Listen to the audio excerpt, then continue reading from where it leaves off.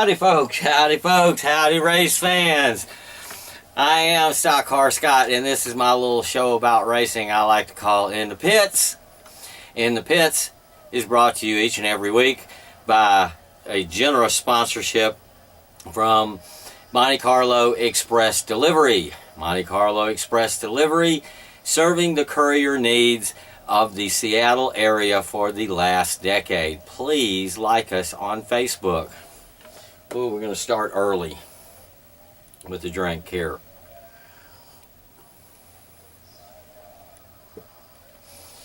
Okay, first thing, Chicago, everything was Chicago this past week. Everything NASCAR was at Chicago. Unfortunately, nothing of import happened on Friday because of the rain. They had some practice. I think the trucks got to practice some. I think everybody got to practice a little bit. And because it rained while they were supposed to be having qualifying, Cup ended up not having qualifying and setting the field on their first practice times, which put the Toad on the pole. Well, that was just a glorious Friday. They didn't have any truck racing on Friday night. It all rained out and everything, and they rescheduled the truck race for Saturday night after the nationwide race. The nationwide race, like I say, that was run Saturday. Saturday everything was dry and nice, and they had qualifying. Brian Scott from Idaho, Brian Scott, no relation to StockCar Scott, sat on the pole there for the nationwide race in his number 2 RCR Camaro. And it was a pretty good race. They ran a race on schedule.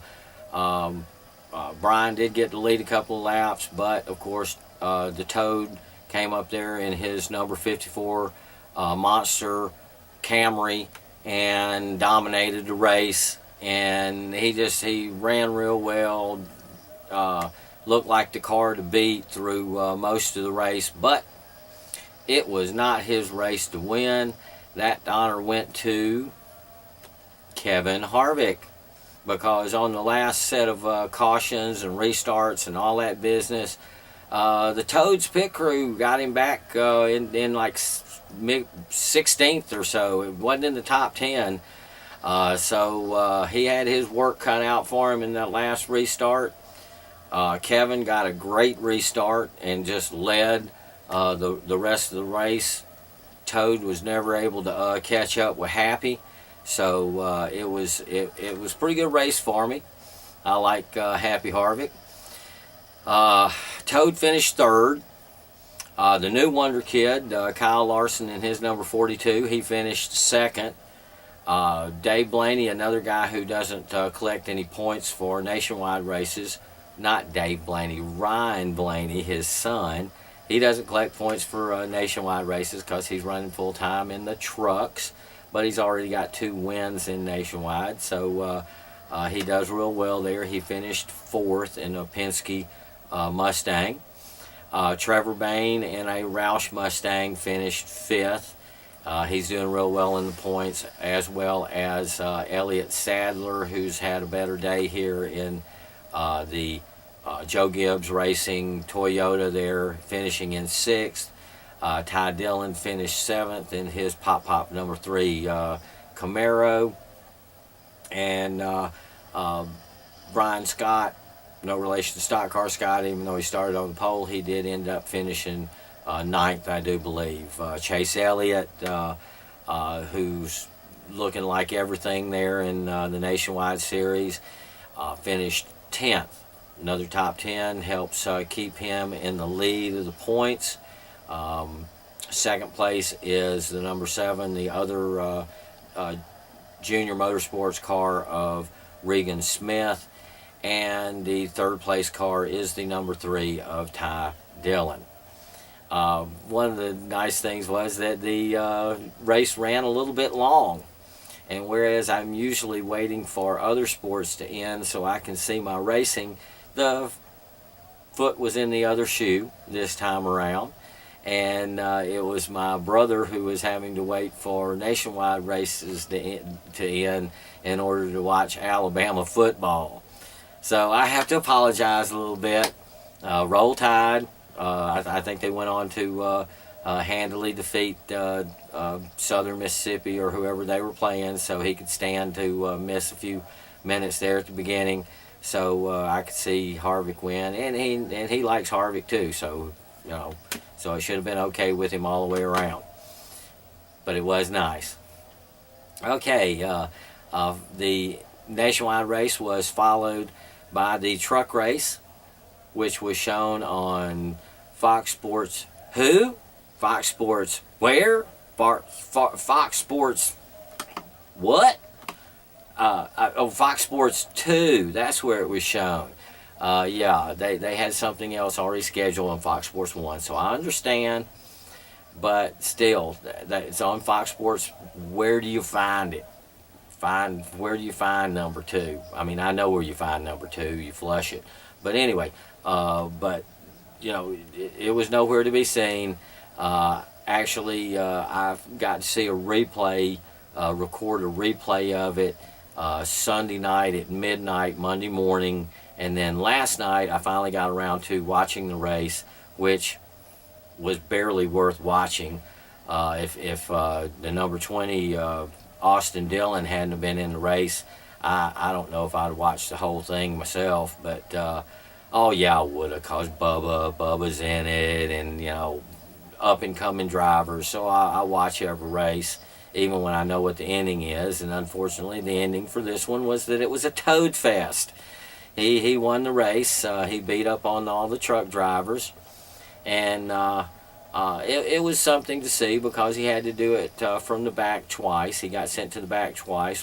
First time around because he didn't qualify the truck. He was unauthorized driver change, so he got sent to the back for that. But by the competition caution on lap 30, he was already up to third. He goes in the pits, gets him tires, gets a speeding penalty, and goes to the back again. Well, there weren't as many trucks to pass that time because a couple of them here and there had fallen out, even in 30 laps. But he got back to the front and pretty much dominated there. He had a little bit of pit problem towards the end, but that didn't really stop him. So, like I said, it was a toad fest. He won the truck race. His teammate Bubba finished 6th, and kid from out here, Taylor Mawsum, and a Chevy. He's a kid from Montlake Terrace, and he finished 23rd. Matt Crafton finished 2nd in the race, which puts him first in the points. So we'll see how that goes. I think Bubba's like 4th in points right now. So their next race is at New Hampshire. Okay, Saturday night, instead of watching a truck race on a channel that we don't get, I went on out to Evergreen and watched their first round of championship racing for this season. Winding down the season, everything's coming to an end for this year, unfortunately. And they had 5 different divisions out there. They had Hornets and a Touring Pro 4 truck series, and a street stock, their street stock series, and their mini stock series. They all ran on the 3/8 mile track, which is the smaller track inside the big track. Had all of them had 30 lap main races, and they were pretty good races. And then the 5th race, the 5th division that ran out there was the late models, and it was a real good race out on the 5/8 track, on the big track. Now, I was lucky enough to get myself a free ticket to go, so that made it all the better, made it all the easier to decide to go to Evergreen.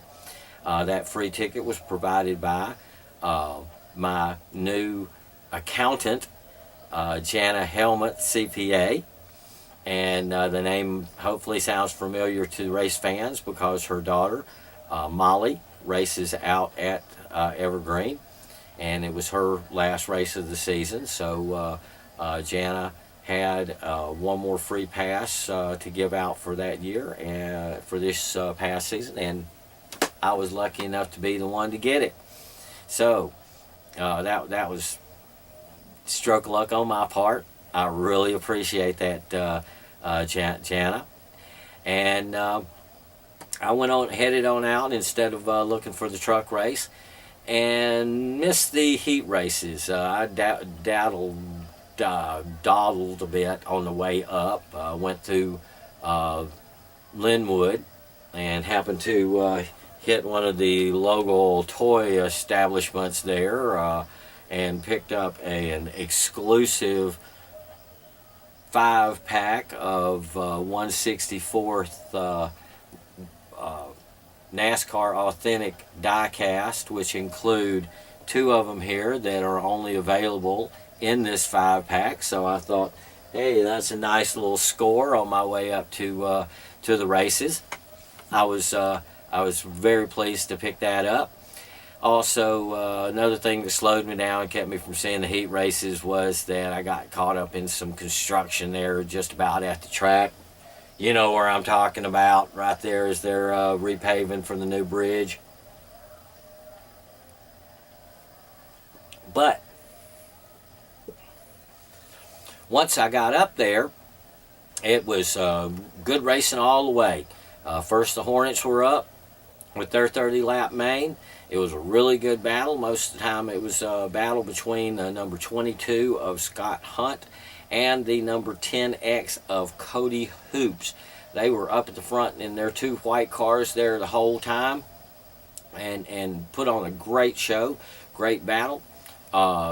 22 led a lot, but the 10X was able to get around him, and from what I understand, that was the first win for young Cody Hoops in that Hornet main of any type of racing that he's ever done. That was his first win, and the guy that he beat was in the points race there, and his second place finish, the second place finish there of Scott Hunt, was able to establish him as the champion of the Hornets out there at Evergreen for this season. So not only was it Cody Hoops' first win, but he beat the champion doing it. So I look for good things out of Cody.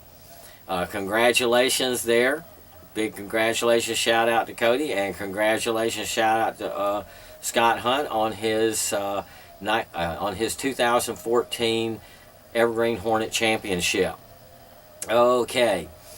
Next up was the Pro 4 trucks, which was kind of a little small field there. I think they had 10 or so trucks out there, and it was a pretty good race, although the winner did kind of run away from the field a few times. The winner was Rick Shaver, a friend of mine there on Facebook. He won in his number 43 car, and it's not 43 truck, I should say. And visiting Rick's page, it's not too difficult to understand why he picked out the number 43, that of a NASCAR champion right there, Richard. Okay, big shout out to Richard on his Pro 4 truck win there at Evergreen Saturday night. All right. After the Pro 4 trucks came the street stock race, and that was a really good race. It started out with a little fender bending there at early in the race. In turn 3, the 00 got into the back of the 95, and I call that punting another car. You can see it on my YouTube channel. I don't know how in the world I happened to catch it, but I did get a nice focus shot of that yellow number 00 catching the red and black with yellow numbers there, number 95. Kind of reminds me of a famous Disney character car there being the number 95. And when I saw that action there in turn 3, all I could say was, ka-chow! Boy, he got him. But while that was going on, there was racing going on up front. A lot of it was going on between Dave Lund there and his number 21 Camaro and number 22 of Kenny Erickson. He was up there fighting at the front along with, I saw Chad Fitzgerald. He was up there a lot, and it was really good racing. And up there towards the end was the number 1, Roger Drake, another really fast car. And it was really, really good race, won by that number 21 of Dave Lund. He won the race. And second was the number 1 of Roger Drake, and that won him the championship for this year. Great to see another championship race there at Evergreen. So shout out goes out to Dave Lund. Congratulations on that win. And Roger Drake, congratulations on that championship, Street Stock Championship at Evergreen.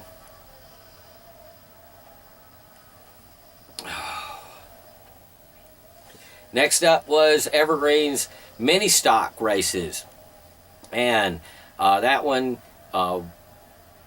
was pretty much dominated early by number 24, Trenton Moriarty, who has been doing real well out there that year under the tutelage of his dad, late model track champion Tom Moriarty. He led a lot of the race early and in the middle. Andrew Shukar also led some of the race there in his number 07, a little bit late in the race. And then just to prove, put a cap on the season for Trenton Moriarty, he passed Shukar there with only 2 laps to go, and won the race and won the championship all in one night. Had enough points to win the championship over number 65, Bobby DeYoung there, who also races up in the mini stocks at Evergreen. So double congratulations go out to Facebook friend Trenton Moriarty on his win Saturday night, and also his seasonal championship win. And I think they threw in a couple of other things like Rookie of the Year and best looking car and all sorts of stuff with those championships. So way to go, Trenton Moriarty. And then came the big late model race. Oh man, that was 100 laps on the big 5/8 track. I was ready to watch some racing, and then to my surprise I find out my favorite late model driver in the Northwest, Gary Lewis, was there in his number 73 Chevrolet, and not only was he there, he set fast time. So he was at the head. He had fast time. 6-car invert put him back on row 3 on the outside. There were 22 cars starting, and that's with 1 scratch. Tom Moriarty wasn't able to get his car out. I think he burned a cylinder during practice, so decided to concentrate on his son's championship, and we know how that turned out real well. So 22 cars started. Because of the invert, the number 32, Mike Holden, the points leader, was on the pole. And right behind him in third was his closest competitor in the points, the 65 of young Tyler Tanner in his Seattle Tanning Chevrolet. On the outside of the front row was a longtime veteran there at Evergreen, John Bender. And then on outside of row 2 was Jason Frazier. We know how good he is there at the 5/8 of Evergreen. And then on row 6 was Grayson Roz, the number 15 there. And then outside him was my favorite, Gary Lewis in his 73. Didn't take long for Frazier and Lewis to use their compression cars to move up on the outside. to get around Holden and Tanner in their crate cars. But it was still a really good race between those 4 guys pretty much throughout the whole race. Frazier was able to get the lead there and lead for a whole lot of the race. Lewis also led some. And Tanner made his challenges throughout the first part of the race. He even led some. Holden was able to stay within striking distance during the whole race there. But most of the race was first, second, and third was Jason Frazier and Tyler Tanner there, and Gary Lewis. Some really good racing.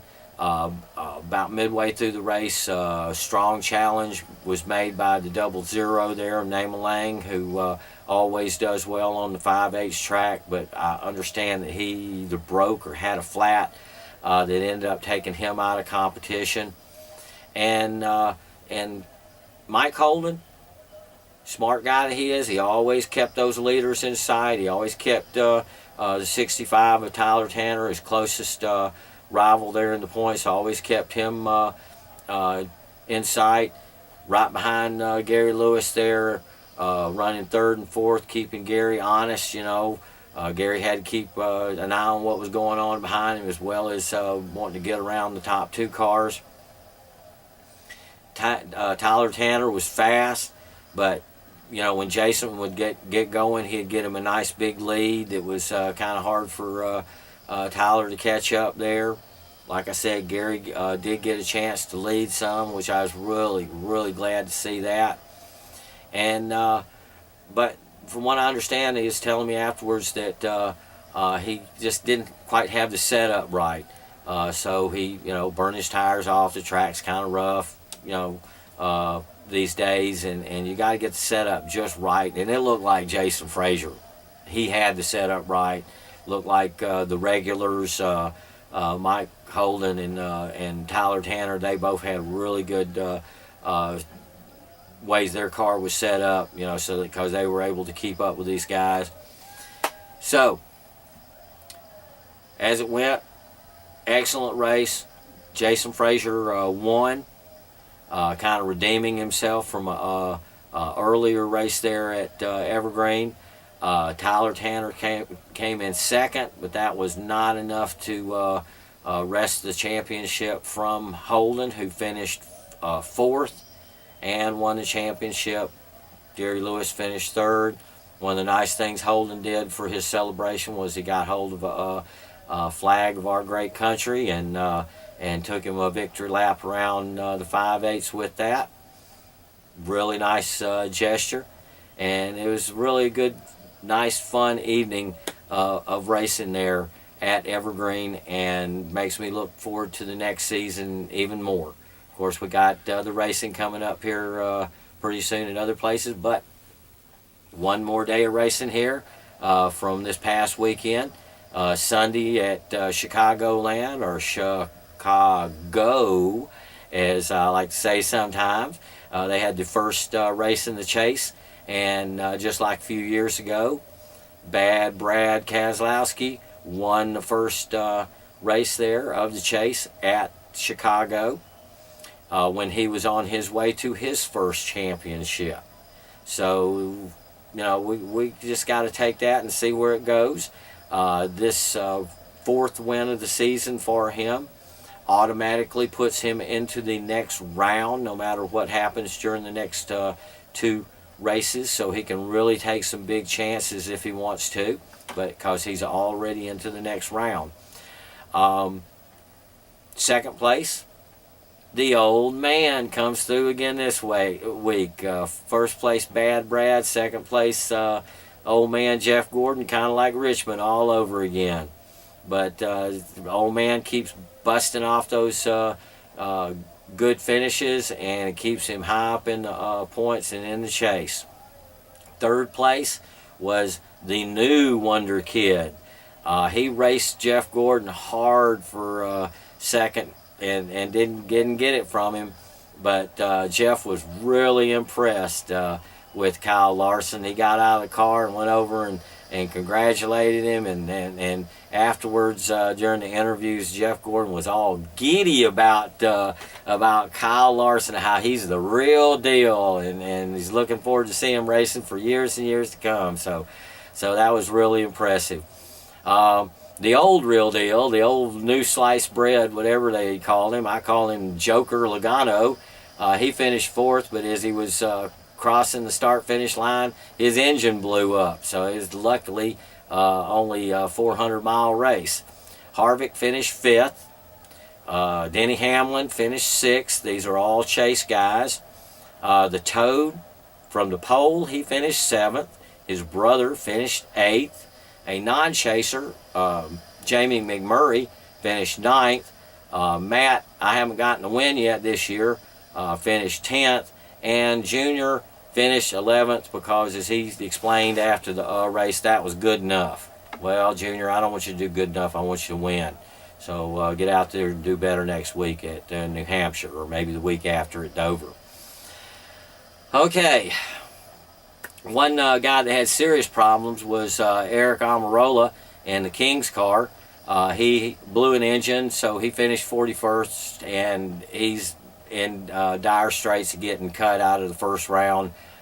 Pretty much sure thing, unless he pulls out a win or a couple of really good finishes.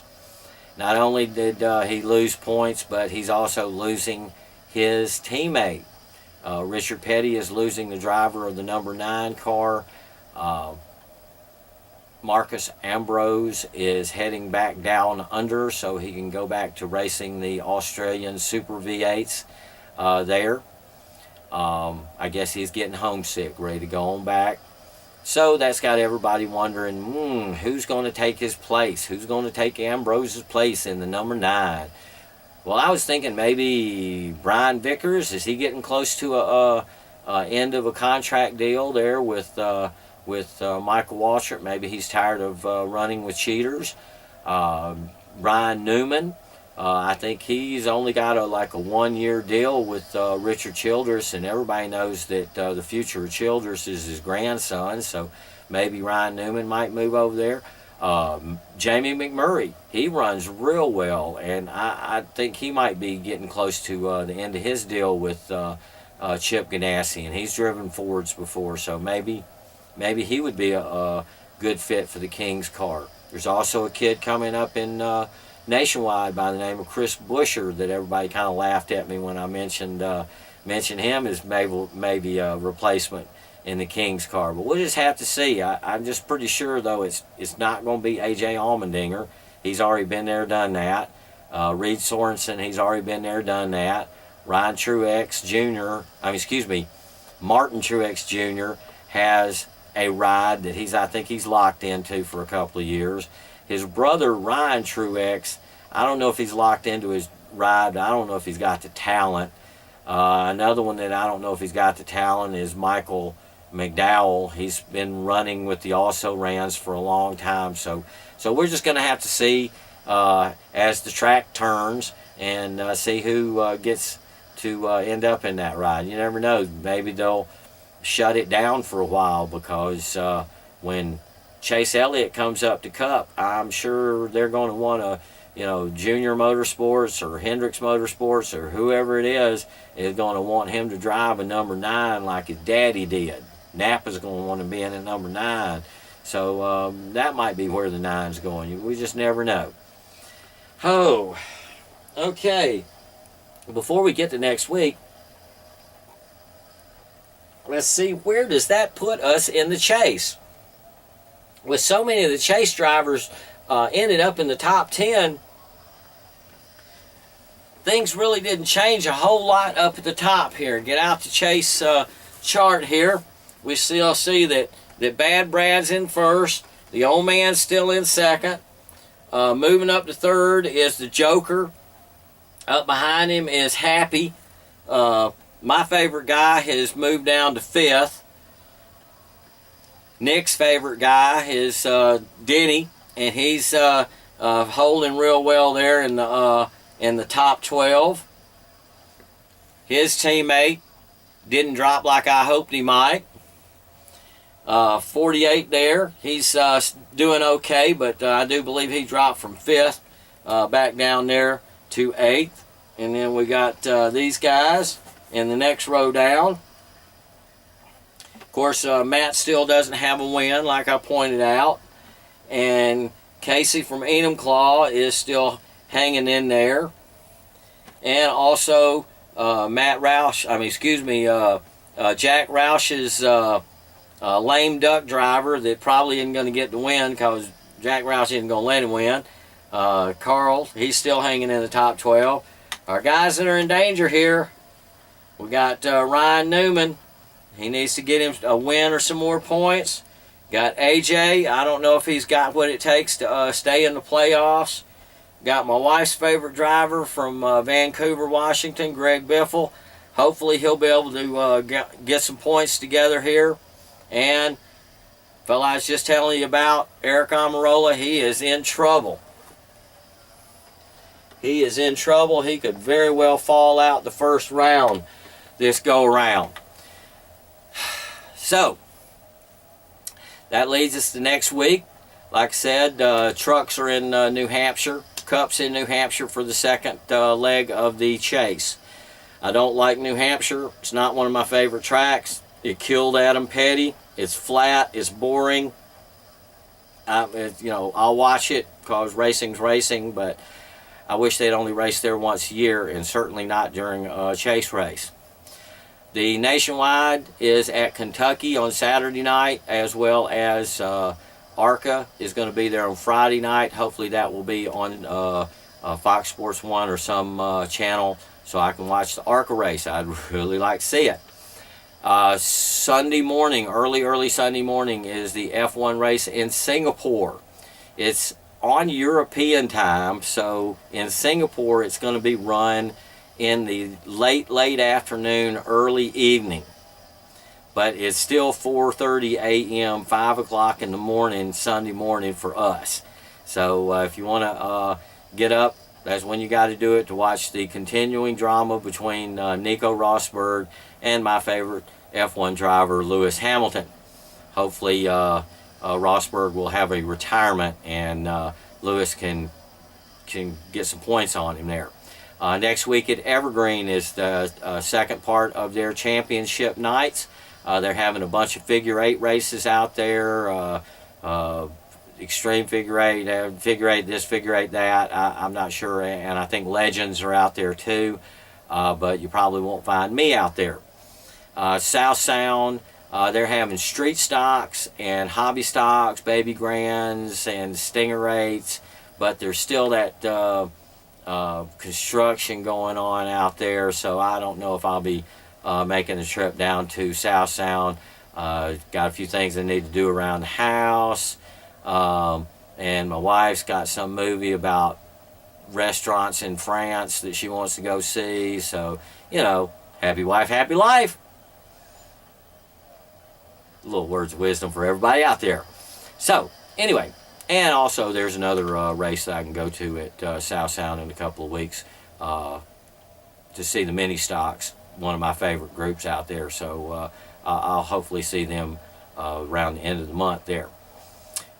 One last newsy thing today, the New York District Attorney that's investigating Tony Stewart's accident has decided to turn that over to a grand jury, so they've decided to make Tony's life miserable for a little while longer. Hopefully whoever these grand jury people are will see and understand that it was just a big horrible accident, and just let Tony get on with living his life, and let the parents and family of that boy grieve and get on with their lives. But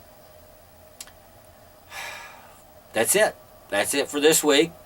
I really appreciate all the views that I'm getting there on my YouTube channel. I've been noticing it going up and up. I'll get this posted as quickly as I can this evening. I hope you're enjoying the new stuff that I posted from the Evergreen races this weekend. It was a whole lot of fun. I'm looking forward to the last bit of racing that we do have for this season. Like I said, maybe another stop down at South Sound for mini stocks. Also, Fall Classic in a couple of weeks. And I hear really great things about Fall Classic when it comes to mini stocks and street stocks this year. So I'll have more on that later. But until then, thank you very much, race fans. I appreciate each and every one of you that watches. And please keep watching. Until then,